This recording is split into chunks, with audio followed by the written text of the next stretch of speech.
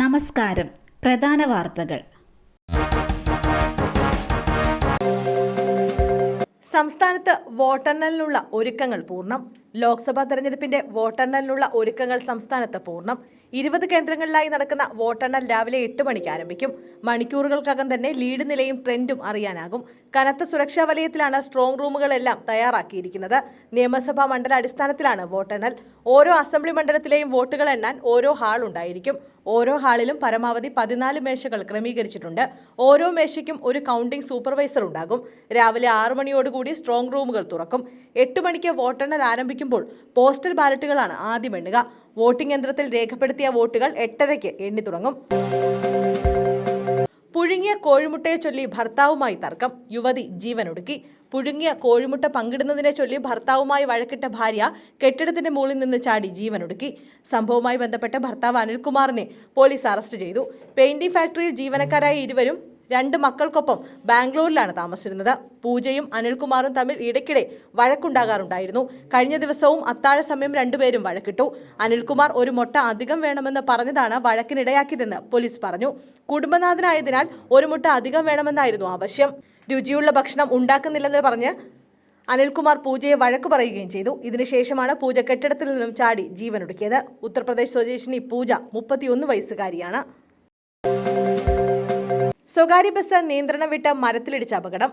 21 പേർക്ക് പരിക്ക്. കോഴിക്കോട് കുന്നമംഗലത്ത് സ്വകാര്യ ബസ് മരത്തിലിടിച്ച് അപകടം.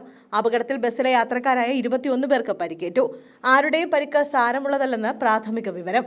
കുന്നമംഗലത്തിന് സമീപം 10-ാം മൈലിൽ ഇന്ന് ഉച്ചയോടെയാണ് അപകടമുണ്ടായത്. സ്കൂട്ടറിനെ മറികടക്കാൻ ശ്രമിക്കുന്നതിനിടയിൽ ബസ് നിയന്ത്രണം വിട്ട് മരത്തിൽ ഇടിക്കുകയായിരുന്നു. വർക്കലയിൽ ഭർത്താവ് തീ കൊളുത്തിയ യുവതിയും മരിച്ചു. ചെമ്മരുതി സ്വദേശി രാജേന്ദ്രന്റെ ഭാര്യ ബിന്ദുവാണ് മരിച്ചത്. മെഡിക്കൽ കോളേജ് ആശുപത്രിയിൽ ചികിത്സയിലിരിക്കെ ഉച്ചയോടെയാണ് മരണം. ഇവരുടെ മകൻ ആരോമൽ ഇന്ന് രാവിലെ മരിച്ചിരുന്നു. പിന്നാലെയാണ് അമ്മയും മരണത്തിന് കീഴടങ്ങിയത്. ഇന്നലെ രാത്രിയാണ് സംഭവം. വർക്കല സ്വദേശി രാജേന്ദ്രൻ ബിന്ദുവിനെ തീ കൊളുത്തി കൊല്ലാൻ ശ്രമിക്കുകയായിരുന്നു. ആക്രമണത്തിൽ തീപ്പൊള്ളലേറ്റ രാജേന്ദ്രൻ സംഭവ സ്ഥലത്ത് വെച്ച് തന്നെ മരിച്ചു. അമ്മയെ തീ കൊളുത്താനുള്ള ശ്രമം തടയുന്നതിനിടെയാണ് മകന് പൊള്ളലേറ്റത്. കഴിഞ്ഞ 6 മാസമായി രാജേന്ദ്രനും ബിന്ദുവും പിരിഞ്ഞു കഴിയുകയായിരുന്നു. ഭർത്തൃവീട്ടിൽ വസ്ത്രങ്ങളും മറ്റ് സാധനങ്ങളും എടുക്കാൻ പോലീസ് അനുമതിയോടെ എത്തിയപ്പോഴാണ് ബിന്ദുവിനെയും മകൻ അമലിനെയും രാജേന്ദ്രൻ ആക്രമിച്ചത്. പെയിന്റിംഗ് തൊഴിലാളിയായ രാജേന്ദ്രൻ കയ്യിൽ കരുതിയ ടർപ്പന്റൈൻ ഉപയോഗിച്ചാണ് ഇരുവരെയും തീ കൊളുത്തിയത്.